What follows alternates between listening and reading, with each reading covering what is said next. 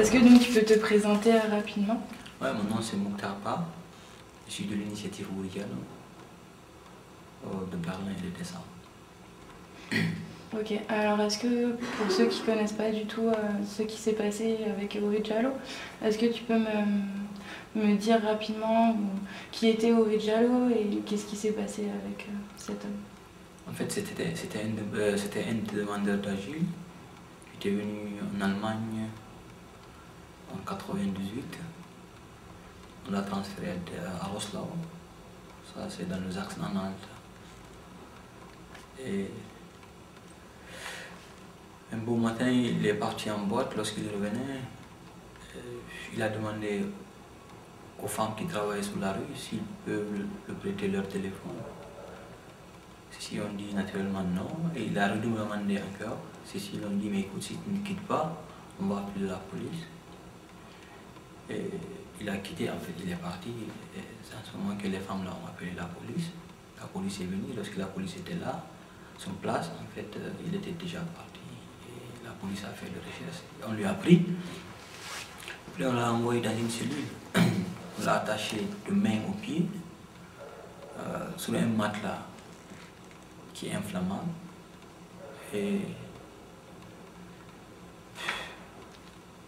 c'est là qu'il a pris la mort.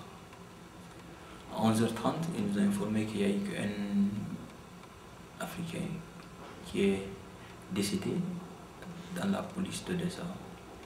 On s'est rassemblés.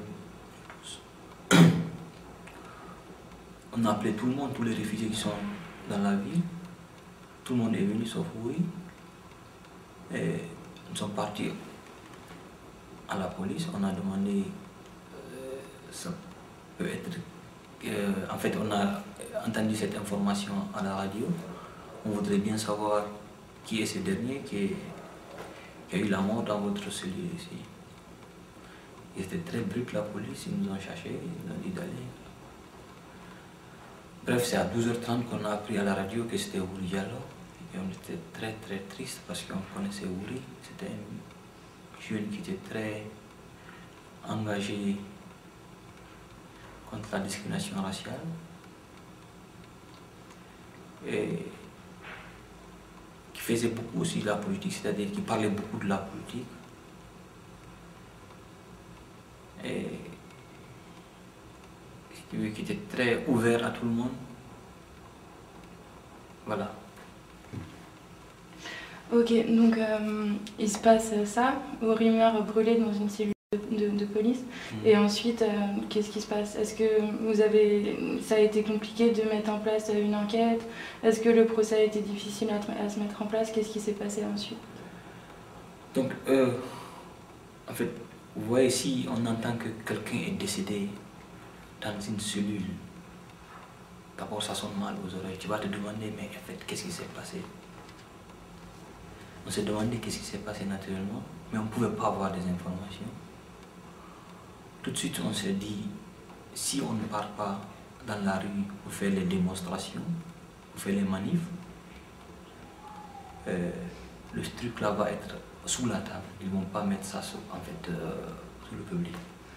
Et c'est comme ça que nous sommes partis dans la rue, on a fait des manifs, on a informé des gens.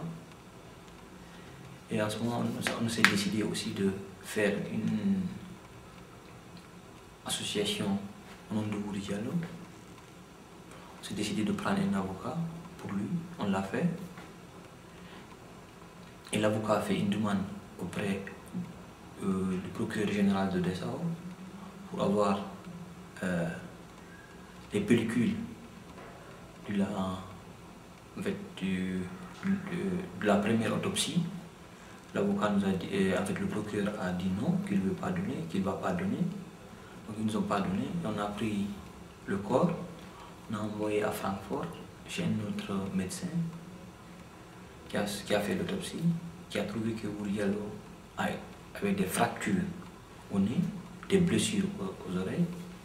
Donc c'est depuis là qu'on a dit que vraiment il y a quelque chose qui est très louche dans ça. Donc on a dit qu'on lui a brutalisé, en fin de compte on lui a mis le feu. Parce que le feu a commencé, ou bien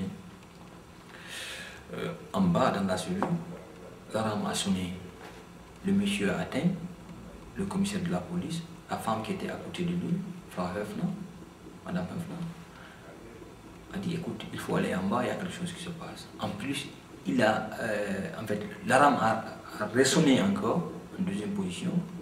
Le monsieur a éteint encore le truc. La femme a dit mais écoute, qu'est-ce qui se passe? Il ne faut pas éteindre le truc, va en bas. Et le deuxième alarme a sonné avec une forte bruit. Il a éteint aussi.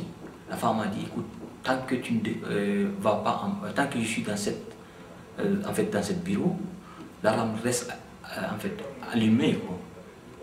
Donc le monsieur a dit ok, tu as raison. C'est à ce moment qu'il a pris les clés pour aller en bas. Il est parti en bas. Voilà. Et c'était trop tard. C'était trop tard, naturellement. Et cette policière, pendant le procès, elle a redit ça?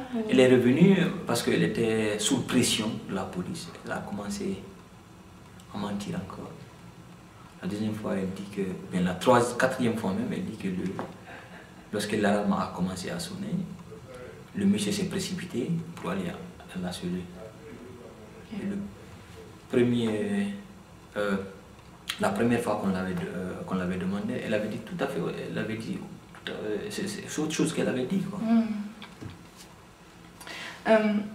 Et au niveau de l'enquête, il y a quelles conditions d'enquête au niveau de savoir ce qui s'était passé, les enquêteurs, ça a été bien fait ou comment? En fait, tu vois, la police commet un crime, la police fait une recherche. Si tu veux, la majorité des choses, ça n'aboutit rien. C'est-à-dire, il y a eu des policiers qui sont venus. Ils ont dit, effectivement, on a trouvé auprès de Wouri, à sa côté droite, des liquides. Ça, c'est un. Et il y a un monsieur qui est venu, ou bien il y a un monsieur aussi qui est venu, qui a dit qu'à 11h30, il y a eu 2 personnes qui sont parties dans la cellule. Et, en fait, elle a entendu lorsque les gars là étaient partis dans la cellule. Elle a entendu lorsque les gars là ont ouvert aussi, ou bien les gens là ont ouvert la cellule. Qui étaient les gens là? Avant qu'ils brûlent? Avant qu'ils se brûlent. Okay. Ça, c'était à 11h30. Et chaque personne qui partait en bas pour faire la surveillance, ils montaient en haut pour écrire leur nom. C'est-à-dire, à 10h, j'étais en bas, j'ai regardé Wouri, il était bien ou bien il était mal, tout ça.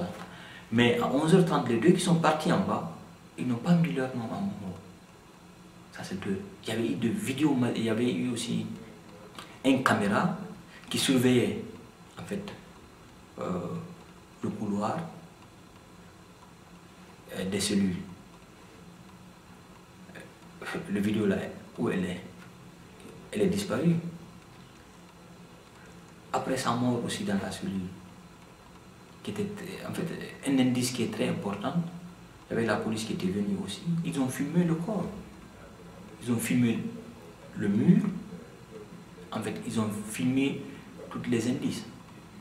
Cette vidéo est partie aussi. Ouais. Tout ça là, ça c'est des choses qui font mal. Parce que j'ai vu aussi qu'il y avait les menottes aussi qui étaient... Voilà, il était mélotté aussi naturellement. Il y a une des mélottes avec laquelle on disait que c'est avec cette côté qu'il a allumé le matelas, cette mélotte a disparu. Hein. Et le briquet a été retrouvé intact alors que tout a brûlé.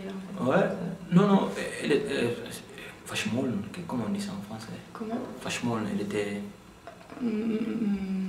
Fondue. Voilà, le briquet qu'ils ont retrouvé là-bas, elle était fondue. Ils disent dans un autre côté que Wouri est décédé à 350 degrés Celsius. Mais on sait qu'un briquet, si on met un briquet sous le feu à 180 degrés, elle s'explose. Donc au départ, je crois le ministère public avait refusé de faire un procès en fait, non? Et comment ça s'est passé? Tu sais, la pression était très haute. On faisait chaque 3 mois de démonstration.